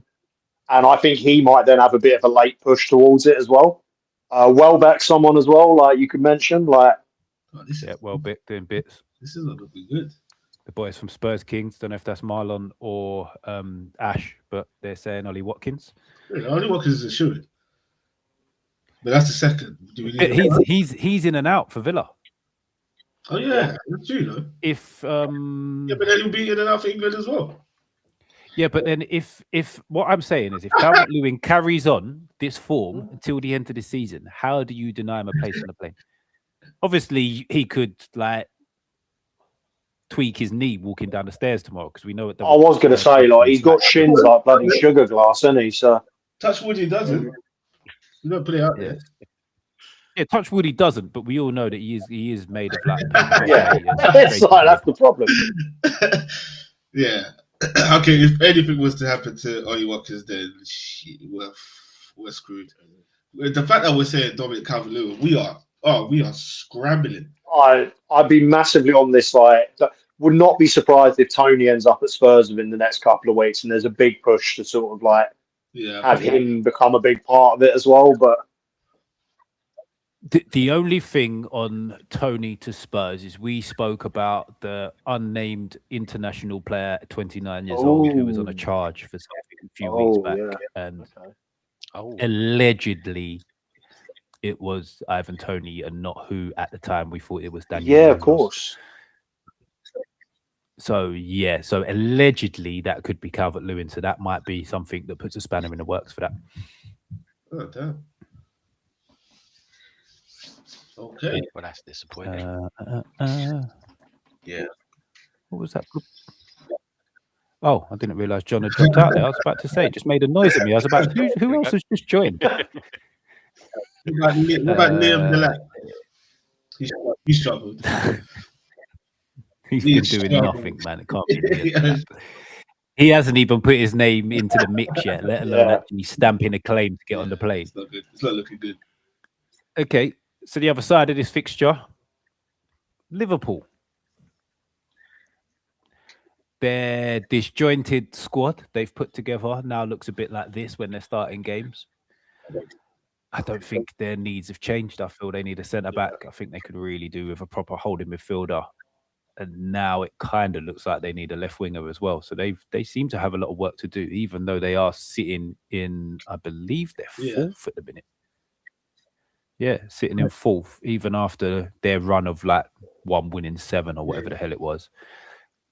They're sat in a decent position in the league. But if they want to kick on, what do you think they need to do in Jan? I agree with you. Centre half. Yeah.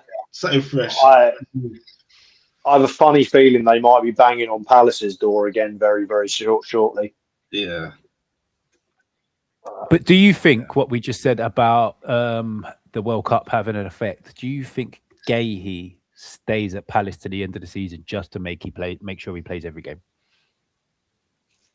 Possibly. I think if it comes up again, he's gone. I don't know whether Palace would be stubborn enough just to keep him. Unless Liverpool are willing to do a madness.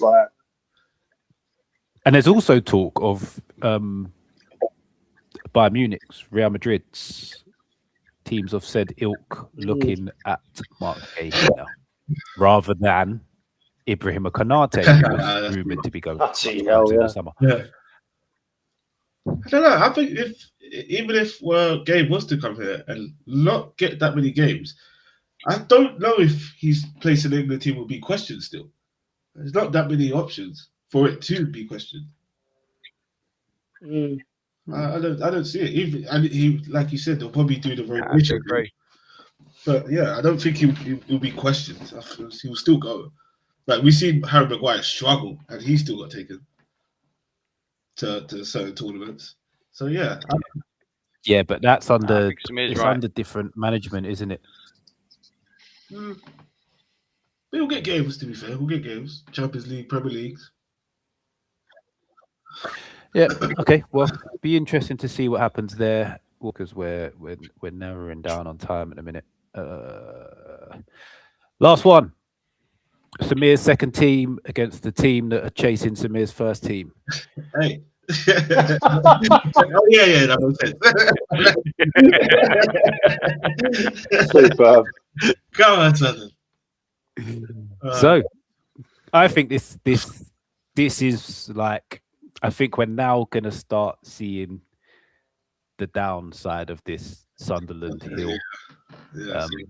I've been saying it for a while. They beat us the other week, but they are fucking terrible. I'm not even going to skirt around it. We were horrendous, and they weren't much better.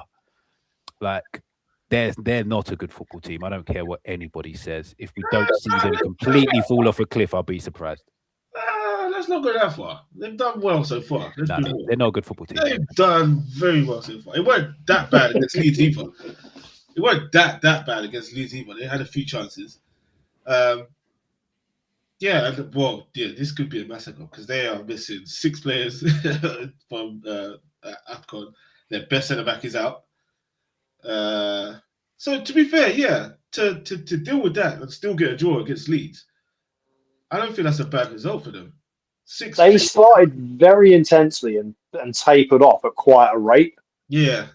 And I wonder, against City, whether if you taper off at a rate like that, you're going to get punished big time. I think Leeds did a very good job of not capitalising on what they were given. Yeah. See how we look at this right now. I'd love to see their starting lineup against you. How that looked, because some of these names I'm just like, wait, who the fuck? What's going on? Like, who's this guy next to Xhaka?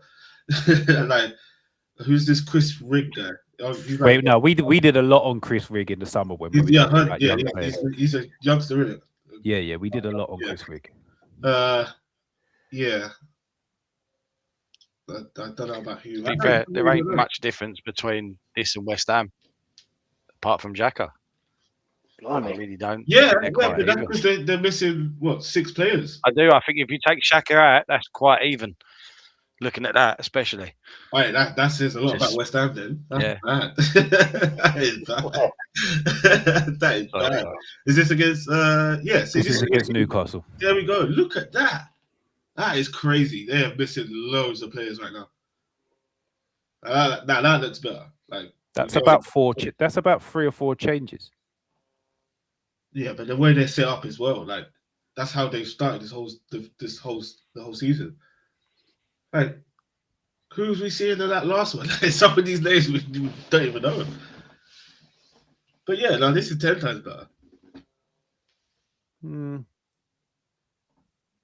Yeah, it could be bad for them. Well, Mitch ain't going to agree with you no matter what. To be fair, it kind of actually it confirms the point that they're going to fall off a cliff because they were crap against us with their first team, and now they've got 6 of them missing at the AFCON until the middle of Jan, if not further. So they're going to be even more crap until they come back. I don't know, man. I think their home games will help them. They're still undefeated at home as well. Hey, honestly. If they're still undefeated at home past the Man City game, which is literally 3 days away, then boy, they're here to stay. I'm telling you, if they come out of that with a result, they're not. They might not. They might. If they go with that team, I was talking them down all season without ever watching them play. Watching them play against us, with us putting in our worst performance since Steve Bruce was the manager.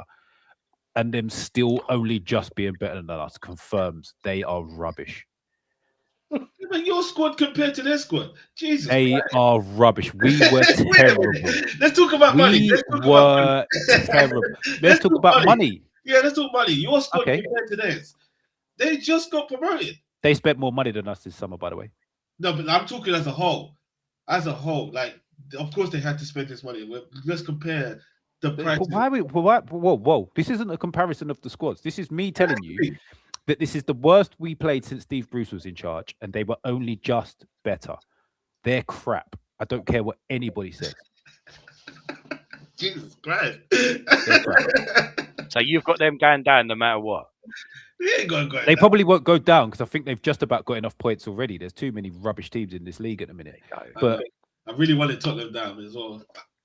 What are they on? They're on 28 points. Really? So if they don't get another, they only really need 7 points to stay up, I think. So if they don't get that, they're crap, but they're not that crap. Yeah, they're not gonna jump off to. They'll be fine. They just won't. I'll be surprised if they finish above 13th. Oh my God! Please, they're better than a lot of other teams, you know. I'll be surprised. That one, Mitch. A lot of them 13. Jeez. Yeah, that's the maximum. That's as high as they're going to finish. 13 now. It's 13 now. Samir has internally bookmarked that one. Who's 13th now? Brighton. Oh shit. Do you want any other names from below that? Yeah, I think it's like Fulham. No, Fulham are 10th. The 10th. Yeah. There's something a bit of Fulham. Like, I'm telling you, there's some teams out there. 13th is the highest they will finish this season. He might not be wrong. He might not be wrong. Okay, right. Let's pivot over to that one. I think that's City anyway. Yeah, there we go. Man City. My eyes just lit up. Like, improve it. How do you improve that? Somebody tell me. My eyes just lit up. I was like, rah. Did you see the Sunderland team and did you just see this? Somebody improve it. Improve it. I don't know how. Someone. Okay. Is it harsh on the player to say this, but would it be better to have a more natural fallback option than Mateus Nunes? And that's reaching. Like, yeah. I'm not in any way saying like he's doing well. He's doing well. I don't know. I think he's comfortable there now. Like, I think he's made that position his own. He's doing. I wanted to be clear. I'm not actually jumping in and saying he's not good enough or anything of that sort. But it's like when you look at it, if you're going to improve it, is that maybe the area? Like, that's the area you should be attacking. It's true. I know what you mean. At area 11, that would be the weakest. Yeah. That weakest is still better than most teams, but it's to rank them. That weakest gets into pretty much like 11. Yeah. Yeah. He still probably gets into most other sides other than maybe Arsenal's. Like, it's. Yeah. I wouldn't play him over Timber, but like it's. It's crazy. It's absolutely crazy how strong they are. And I think 6 weeks ago we would have said Doku was probably one of their better players so far this season. How does he even get back in the side? That's too many names, man. You see who they're I've been looking. I've checked. Like today, I've had a couple of little checks. I'm trying to find out what the hell's going on with Rodri because he's not listed as an injured player, no matter where I look. So, God knows what's happened to that guy. If he's not injured and they're just getting him fully fit, that's going to be a massive problem when he comes back as well. He was on the bench on their last game, though, Saturday. Was he? Yeah, he was on the bench. Yeah, I think he was. Yeah, but I don't think he came on now. But yeah, he was on the bench. Well, again, like Pep does that. He's like, I don't know when he's going to come back. Like, I don't know when he's going to come back. They're just happily plodding along with the Ballon d'Or holder on the bench until they know he's fully ready, just to go right. Okay, that's how comfortable they are. If they were panicking and they were so like in the worst position in the league, they would have forced that guy back in. They're just comfortable. Exactly. Yeah. So yeah, this is exactly why I think City are still going to win the league. Is a beast. And I think it's probably perhaps like Pep's just managing his minutes a bit better now. Oh my God, how are you not saving that? Bro. Like, sorry. Oh, Lord alive. I'm guessing Southampton have just gone one down. Oh, yeah, of course. Like Farmer Gavin Bazunu yet again, man. It is unreal, man. Unreal. I need to see this again, but like, wow. So I was trying to make a salient point there, and then Southampton have just completely ripped that away from me. The point I was initially making was, hang on, replay, hang about. What's going on here? And by the way, Jack, when you watch back, Bolton are fucking my bet up. I hate you, and I hate them. Not as much as I hate Gavin Bazunu. What is going on? I'm both Jack and oh, jeez. By dictionary definition, surely a goalkeeper's job is to keep a goal. I have no idea what this guy does. He's like shots against like shots against goals conceded is unbelievable. That's a poor goal to concede. Not saying the defensive particularly helped him out on a set piece, but like that is worrying. Oh Lord alive! Oh well. Anyway, such is life. Anyway, point being, Rodri minutes. Pep might be managing him because maybe like Rodri might just be at a point where like because of the injuries he can only play so many like games or minutes, and particularly this time of year where you've got like it wouldn't shock me if he started against Sunderland, and maybe like Pep's just saving him for the games that he thinks he's going to need him for. Yeah, I agree. Then you've got like Chelsea in the middle of next week, isn't it? Who's got Chelsea? Yeah. I think City are playing Chelsea like middle of next week. Is it? Yeah, is there a tough looking run, to be fair. It's not easy looking. So they're away to Sunderland, they're at home at City, home Brighton. These are just Premier League games. Away to Man United. Okay, Wolves, that's easy. Away to Tottenham, away to Liverpool, Fulham, and Newcastle. That takes us all the way up to the end of February. If they come out of that smelling of roses, I cannot see how they don't win the title at that point. But I refuse.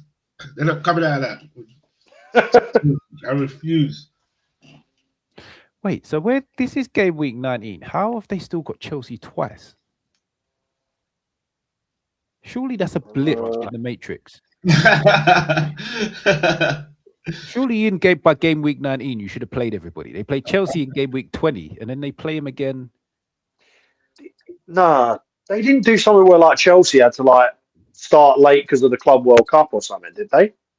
No, but still, I'm sure everybody's on 19 after this week. Yeah, we got. I don't think anybody's behind. Yeah, because we would be talking about Man City being 2 points behind with a game in hand if that was the case. Yeah, that's true. Yeah, we got to play Bournemouth twice as well. We got Bournemouth the same day. Twice as well. So it's for the rest of the league as well. Then. You haven't faced it. A blip in the matrix then. It's a weird one. Okay, cool. So does anybody else have anything they would like to add before we wrap? We good? No? I'm just disappointed I couldn't talk about Tottenham. But what are you going to do? Thing is, I think there's some meat on the bone with what Spurs could do with. So, Oh God, yeah, whole 11 though. Oh wait, did we not do Tottenham? I was thinking that. I was like, sure, he's sitting there. And it's like, move on to that last game. I thought it's got to be Spurs. Wait. Okay, so Spurs have got Brentford, yeah? Okay. It's the Thomas Frank derby. Let's see. Yeah, it's going to be rough. Let's have a little look at their last starting 11 before we wrap. Actually, I don't know how I've fucked that. It's because we don't normally focus on Tottenham because we don't normally have the Tottenham rep. So, in fairness, like there was nothing to talk about from that game yesterday. That's probably why. Horrible. That was off. Horrible. Someone at Sky had an absolute wind up putting that as the 4:30. That was hideous. Yeah. That was 3:30. That was 3 p.m. kickoff. All day. So where do we think Tottenham can strengthen? Looking at this, right back, centre back, left back, centre mid, number 10, left wing, up front. And I'm not even joking. This is serious. This is serious. This is so cool. Am I wrong, bro? Right back, centre back, left back. My question is, how far off are Maddison and Kulusevski? Forget about them, man. They're done. No one knows. No one both doesn't know what's going on. Same as Solanke. Yeah. Well, because initially weren't Kulusevski December, and December's come and gone, and there's no sign at all. I don't even know what happened to him. It was a lot after the international break, wasn't it? And then it's all gone quiet. Talk about when they're coming back. He'll say when they're ready. Same as Solanke's was a minor injury. I think he missed no games in 4 years. Comes to Spurs and he gets a small injury, big injury. Yeah, it's just been a struggle. I know that left-hand side. I think you put Spence against Porro to fight for right back, but you need someone with Ndoggy. To be honest, I'll take up top. Yeah, I'd take Porro out back and Bambi's mum him. To be honest, man, but it's he has been hideous this year. Oh mate, that analogy was class. He's just the modern fullback. He's not a very good defender. Yeah. I don't really know what he does going forward either, because he doesn't seem to work out that clipping it long to Moani or Richarlison ain't really working either. Like two or three of them into a game, you'd think he'd work it out. He just spends the whole game clipping balls and giving possession away. I don't think him and Kudus. Yeah, I don't think the two of them link up well. You never see him.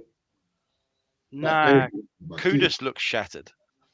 Kudus looks done at the moment. He looks so shattered. He's trying to carry everything himself. And I know a lot of Spurs fans. I know there's a few, like you was talking with Marlon and that, but I just don't see how we play. There's no kind of. We seem to be relying on frozen corners, but we ain't scoring them. I know we did against the other day against Palace, but we're not really scoring them. But we're putting all our eggs in our basket, just hoping we get a long throw. Yeah, nothing's come of them. I think timing works in your favour. There's no fluidity in the way Tottenham play.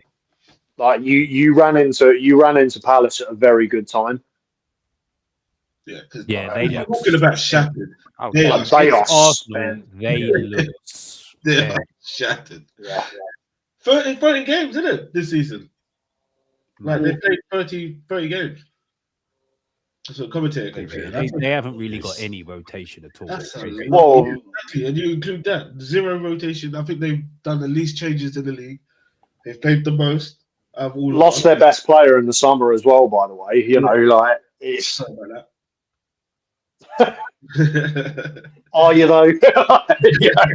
You're really not. Yeah. No, that's the thing. But it's the reality, isn't it? It's like it's all fun and games, like getting into Europe and all those things. And mate, I know a few Palace fans that are like beyond grateful that they are. But the reality is, you're inevitably gonna run into a tough point. But like you were saying, who was it that you were saying looked like a raffle winner yesterday, Mitch? What? Like in the chat, like Mitch, like what's his name again? Who was the we guy that watching? scored? We was watching Palace yesterday, and it was like, Oh, Justin Devaney. He Yeah, that's it. is a competition winner. How is what? Every time I watch this guy, he just does not look Absolute like he could be a raffle Premier winner. League football player. What the hell is going on? Yeah, he does not look like a football player. I'm like, who the heck is this? He has not come through any system. It's like Ali Dyer's cousin or whatever. No, Ali Dyer, George Ware's cousin, Ali Dyer. It's just like he's Northern Irish, isn't he? Maybe he's like James Nesbitt's nephew, and he was meant to get a gig at Man United. I don't know. Like it's something going on there. He must be so good at trading because I didn't get it. I don't get what he does well. It baffles me. I thought he was left-footed, and then I see him take a corner with his right foot. And I'm like, what the hell is going on?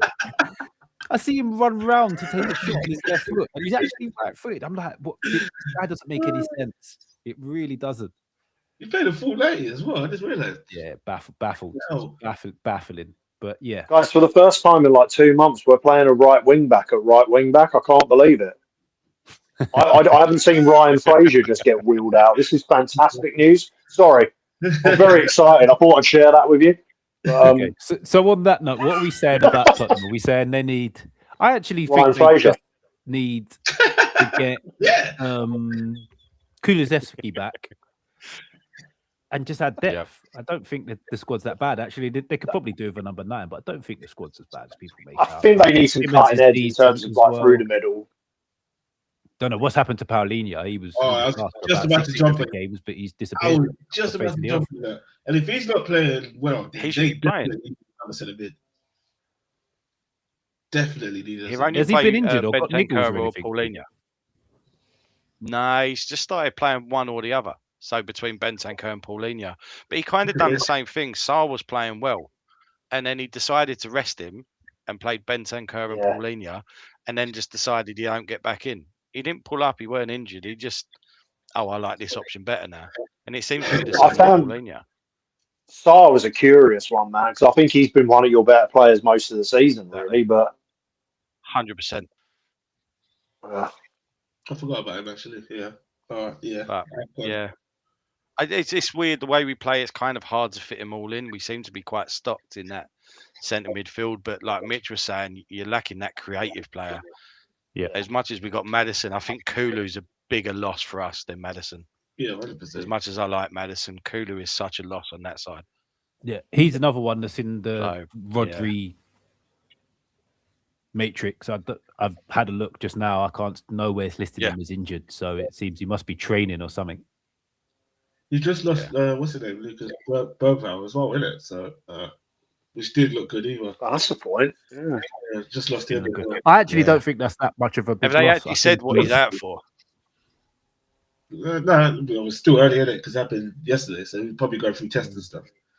But it did look good. I also love the way, in true Tottenham fashion, like someone's leaked to the media that there's 150 million available to them in January, which means they'll get held for like king's ransom on pretty much anyone they go for. Like, this is a classic Spurs move that always seems to happen. 150 mil, right? Okay. So, I knew Stocky would be straight in as soon as we mentioned Maddison. Madison is dead. Kulu is the bigger loss. Kulu's the bigger loss. 100%. I think most will agree with that. But yeah, Stocky really doesn't like James Maddison. When Hargreaves used to be on the show, every single time someone mentioned Maddison, he'd cough. He'd go, Maddison. He has got sort of like baller league gremlin. He has got sort of like baller league gremlin written all over him though. Like once his playing career's done, he's going to start feasting on that. If it's still a thing by that point. But well, apparently he's done for the season, so we won't be seeing him until next year. Season. Yeah. Oh, shit. Transfer market. Is he not making some like documentary or something about his recovery from injury? No idea. Transfer market have him down as a June return, so yeah, we won't be seeing him anytime soon. Funny thing, he was at the darts the other day, and then when they put him with the screen, all you heard was boo. Arsenal fans up in there. I'm telling you, it was like the whole building just booed. No class with you boys, is there? No class. And then Tottenham get battered. That's the thing that came up. I was laughing. Yeah, we're everywhere, man. Sorry. Yeah. To be fair, it probably weren't just us. It's probably Chelsea in there, West Ham. I don't know. With Arsenal fans, I feel like you're everywhere when it's going well. Oh yeah. When we're right. Everywhere and nowhere. Yeah. When if it goes bad, yeah, you ain't hearing from us. Oh jeez. Okay, boys. As always, it's been a pleasure. Shuey, debutant. Thank you very much. Great addition to the team. Great addition. Pleasure to meet you, bro. Have seen you boys? For those that like to tune into other content, I will be on Toon Tactics TV in about 5 minutes to talk about what Newcastle need to do and about specifically what a guy called True Geordie has said recently about Eddie Howe. Outside of that, I'll be on the usual shows, Rivals on Spurs Kings, Revival on Fam Zone, and then we'll be back here Monday. It's 8:30. The usual guys, the usual chat. We'll be back in next week. Hopefully, we've got full panel back and we can close out the Owls Goals tournament because we still have the quarters, the semi, and the final to do. So hopefully, we can run that next week with Jack and Stocky back. But all the usual stuff: like, share, subscribe. Thanks for those that joined us. Have a wonderful week, people. Peace. Get well, Stocks.